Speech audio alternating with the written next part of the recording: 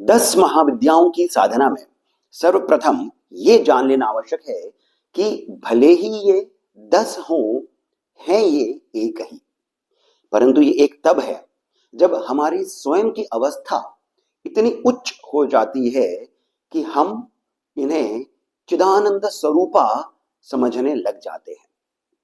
कहने को 10 है परंतु एक ही है। जब हम इन्हें शक्ति समझते हैं तब ये अलग अलग हैं और इसी कारण इनके 2 कुल बताए जाते हैं। एक है काली कुल और दूसरा है श्री कुल। कुल का अर्थ क्या है? सरल भाषा में पद्धति, परंपरा। शक्ति है तो एक ही, परंतु अनुभव हमारा अलग अलग आता है।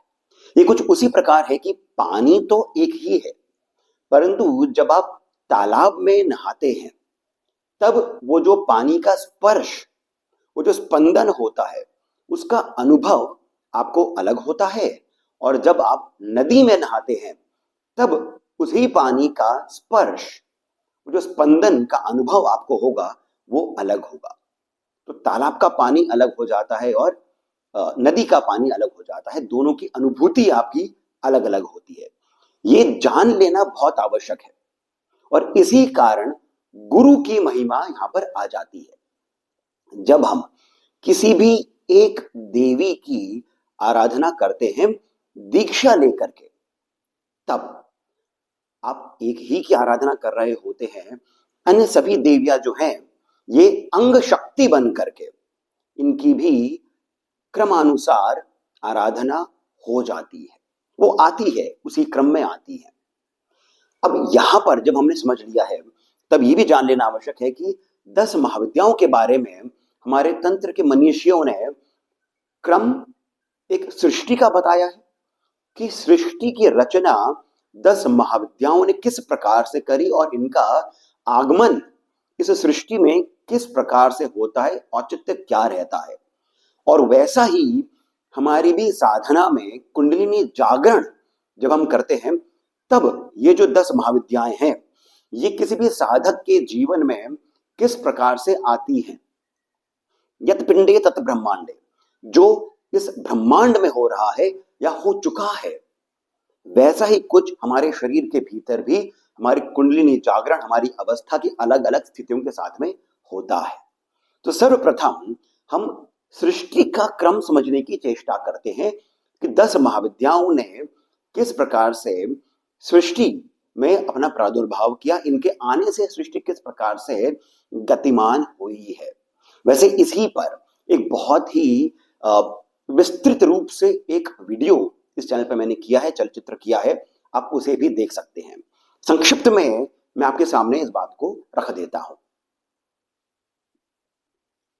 जब संपूर्ण ब्रह्मांड शून्यमय था, या फिर यूं कहें कि ब्रह्मांड था ही नहीं, चहुं ओर केवल शून्य था, तब वो काली का साम्राज्य था। फिर प्रतिबिंब आया। प्रतिबिंब का अर्थ यह हो गया कि मां तारा का यहां पर प्रादुर्भाव हो जाता है। शक्ति वही है, रूप यहां पर तारा का आ गया है, उन्हीं भगवती काली का। यहां पर प्रतिबिंब है, वो आभा है, सृष्टि के सृजन से पहले की आभा। ये उसी प्रकार है जिस प्रकार से सूर्य जब उगता है तो उसके दिखने से पहले सूर्य का प्रकाश हमें अनुभव में आता है। फिर पंचभूतों की रचना होती है और यही साम्राज्य है षोडशी का, पंच महाभूत। इसके बाद में आती हैं भगवती भुवनेश्वरी, ये पालन करती हैं। यहीं पर ही सप्त लोकों की रचना होती है। भू भुव स्व जन तप मह, ये जो इस प्रकार से सप्त लोक आते हैं, इनकी अधिष्ठात्री जो हैं, भुवनों की अधिष्ठात्री ये भुवनेश्वरी हैं। शिव की अन्नपूर्णा शक्ति ही भगवती भुवनेश्वरी है। जब पंचभूत आ गए हैं, सप्त लोकों की रचना हो गई है, तो जो शासन आता है वो भैरवी का होता है, जो शासन करती है, जो इनको चलायमान करती है, गतिमान करती है, वही भगवती भैरवी हो जाती है। इसके बाद में शुद्ध ज्ञान का प्रकाश आता है। सत, तम, रज, इनकी क्रियाएं आरंभ होती हैं और यही भगवती छिन्नमस्ता का विस्तार आ जाता है। भगवती छिन्नमस्ता को ही प्रचंड चंडिका कहा गया है। सत, तम, रज की क्रियाएं। अब जब यहां पर सत भी है, तम भी है, रज भी है, तभी अज्ञान भी आ जाता है। परंतु उस अज्ञान, उस मोह को समेटने वाली जो है वही धूमावती कही गई है। कहने को ये अलक्ष्मी है, कहने को ये दुख, दरिद्रता इत्यादि लेकर के आती हैं, उन्हीं की अधिष्ठात्री देवी हैं। परंतु साधक के लिए, जब साधक इन्हें मां की तरह पूजता है, तब ये उसी अज्ञान, उसी मोह को समेट करके अपने साथ लेकर के जाती है। इसका रहस्य हम कुछ ही समय में समझेंगे। फिर अब जब अज्ञान है, तब दुष्ट भी अपना कार्य करते हैं। जब तक धूमावती उस अज्ञान को समेटती है, तब दुष्ट जो हैं ये भी अपना कार्य करते हैं। उन्हीं दुष्टों को स्तंभित करने के लिए देवी बगलामुखी आ जाती हैं। इन्हें ही ब्रह्मास्त्र विद्या कहा गया है। यही वाराही है, भगवती बगलामुखी। अब जब दुख, दरिद्रता इत्यादि संसार से समेट लिए गए हैं, दुष्टों का अंत हो गया है, तब आनंदानुभूति होती है। शास्त्र का ज्ञान, इसका प्रादुर्भाव पुनः होता है और तभी मातंगी का भी प्रादुर्भाव होता है। मातंगी को ही उच्चिष्ट चांडाली कहा गया है। और जब आनंद की अनुभूति होती है, तब अंत में वही भगवती काली कमला का रूप लेकर के श्री प्रदान करती है। ये जो श्री है, इसे हम केवल धन से ही जोड़ करके देखते हैं, जो कि पूर्ण रूप नहीं है। श्री जो है ये ऐश्वर्य के साथ में जुड़ा है। श्री आपकी उन्नति, आपकी प्रगति के साथ में जुड़ा है। श्री जो है आपका, जब आपने सब कुछ अपना अपने साधना में आपने भगवती को अर्पण कर दिया है, तो जो आपको प्राप्त होता है उसे ही श्री कहा गया है। सर्वस्व, यही भगवती कमला है। अब जब सृष्टि का क्रम हमने महाविद्याओं के साथ में इस प्रकार से समझ लिया है, ये भी बहुत सरलता के साथ में समझने वाली बात है। इसका भी बहुत ही गूढ़ विज्ञान है, परंतु ये सरल शब्दों में मैंने आपके सामने रखा है। अब जैसे मैंने पहले भी कहा, यत् पिंडे तत् ब्रह्मांडे। जब साधक साधना करता है, तब किस प्रकार से महाविद्याएं अपनी लीला करती हैं, यही अब हम समझने की चेष्टा करते हैं। ये कुंडलिनी जागरण के साथ में आ जाता है। तो सर्वप्रथम बात यह आती है कि जब आप साधना करने बैठते हैं, यदि आप नए नए अध्यात्म की ओर बढ़े हैं, साधना में आपने अभी अभी यहां पर अपना कदम रखा है, तब बहुत सारे विचार मन में आते हैं, बहुत सारे आपको दिनचर्या की बातें आपके विचार में आती है। परंतु जिस समय, और ये नए साधकों के साथ भी होता है, जिस समय आपके उस साधना काल में आप शून्य की ओर बढ़ जाते हैं, विचार शून्य हो जाते हैं। ये बहुत कम समय की अवधि के लिए भी होता है, कभी कभी कुछ सेकंड्स के लिए होता है, परंतु होता अवश्य है। ये जो क्षण है, ये जो समय है, यही शून्य हो जाता है और पुनः ये जो साम्राज्य है, ये भगवती काली का आता है साधक के जीवन में। फिर ज्योति का बिंब एक साधक को दिखाई देता है शून्य के बाद। जैसे हमने सृष्टि क्रम में देखा, ये जो बिंब है इसकी अधिष्ठात्री देवी तारा है। नाम भी इसी कारण आया है क्योंकि ये तारण करती हैं, तार देती हैं एक अपने साधक को, अपने भक्त को। इसके बाद हृदय स्थल पर विराजमान षोडशी का क्षेत्र आता है। हृदय स्थल पर जब बात हृदय स्थल की हो रही है तो बात भक्ति भाव की आ जाती है। जो भाव एक साधक यहां पर इस अवस्था पर पहुंच करके अनुभव करता है वो भाव भक्ति का होता है। षोडशी का, भगवती ललिता त्रिपुरा सुंदरी का यही साम्राज्य है। यहीं पर ही साधक को उस अनाहत नाद का अनुभव होता है। इसके बाद में सप्त लोकों की रचना होती है भुवनेश्वरी के द्वारा। ये योग क्षेम का वहन करती है। जो साधक का योग है, वो जो जुड़ाव हो जाता है भक्ति के बाद में उस शक्ति के साथ, परा अंबा के साथ में जो योग होता है, ये योग भुवनेश्वरी के ही कारण होता है। अब जब योग हो गया है तब साधक को अग्रसर करते रहने के लिए और आगे बढ़ाने के लिए, साधक के पालन के लिए भैरवी जो है ये आत्मबल का संचार करती है। भगवती त्रिपुर भैरवी इसी अवस्था पर पहुंच करके साधक शिव स्वरूप स्वयं को समझ करके साधना करता है। ये सारी जो अवस्थाएं हैं ये भी उच्च अवस्थाएं ही हैं, परंतु हमारे जीवन में नाना प्रकार के जो अनुभव आते हैं साधना में, उन्हें समझने के लिए इन बातों को समझना आवश्यक हो जाता है। अब इसी अवस्था पर पहुंच करके साधना जो है ये दुर्गम हो जाती है।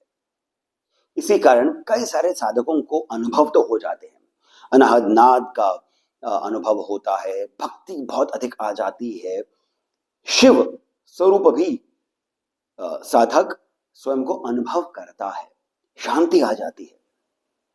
यहीं पर ही साधक को संभलने की आवश्यकता हो जाती है, क्योंकि ये तो अभी तक का जो मार्ग है बड़ा ही सुगम था। परीक्षा अब आती है, मार्ग दुर्गम अब होता है, और यहीं पर ही भगवती छिन्नमस्ता की आवश्यकता पड़ती है। किस प्रकार से?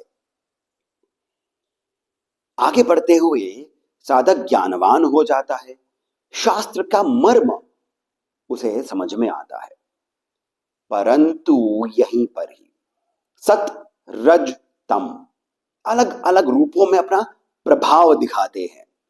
साधक को अब कठिनाई आने लगती है, कुंडलिनी की गति जो है वो रुक जाती है, और इसी कारण भगवती छिन्नमस्ता की साधना भी गुरुजन बताते हैं। इस अवस्था से और अधिक आगे बढ़ने के लिए, इसको छिन्न, इस अवस्था का छेदन करने के लिए, सत रज तम का जो प्रभाव आप पर पड़ रहा है उसका छेदन करने के लिए, कुंडलिनी को आगे बढ़ाने के लिए भगवती छिन्नमस्ता की आवश्यकता पड़ती है, इनकी कृपा की आवश्यकता पड़ती है। फिर आती है धूमावती। इनका जो चित्र आपने अभी देखा होगा, एक तो काक इनके साथ होता है यानी कौवा, और इनके हाथ में एक सूप होता है। ये सूप को धारण करती है। समस्त सृष्टि को प्रलय के समय ये समेट लेती है अपने सूप में। एक साधक के लिए आगे बढ़ते हुए जब सत रज तम का प्रभाव पड़ता है, तब एक साधक के पाप और पुण्यों का भी उदय होता है। स्थिति बहुत विशद हो जाती है, बहुत और अधिक कठिन हो जाती है। तब भगवती धूमावती साधक के पापों को अपने सूप में समेट लेती हैं। इनके ध्यान में गुरुजन ये बताते हैं भगवती धूमावती के कि वैसे तो ये दुख दरिद्रता इत्यादि की अधिष्ठात्री देवी है, परंतु यदि कोई साधक इनकी साधना करता है, इन्हें मां मान करके, तब ध्यान में इनके ये आता है कि जो देवी हैं ये दुख कलह पीड़ा इत्यादि को समेट करके बाहर की ओर जा रही है। ये कृपा कर रही है अपने भक्तों पर, अपने संतान पर। इसके बाद में अब जब पाप पुण्य का उदय हो गया है, सत्य रज तम कलह कर रहे हैं, पीड़ा दुख आ गया है, मन विचलित होता है। इसी मन को स्तंभित करने के लिए हम अक्सर ये देखते हैं, यूट्यूब वगैरह पर भी आप देखते हैं कि शत्रुओं को स्तंभित करने के लिए बगलामुखी की साधना आवश्यक है। एक सामान्य व्यक्ति के जीवन में शत्रु कितने ही भयंकर हो सकते हैं।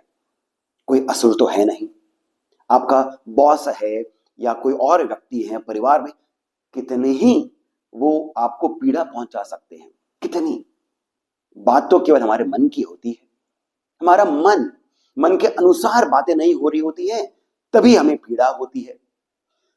कई बार ऐसा कहा जाता है कि किसी ने आपके घर पर, आपके ऊपर कोई प्रयोग किया है काली शक्तियों का।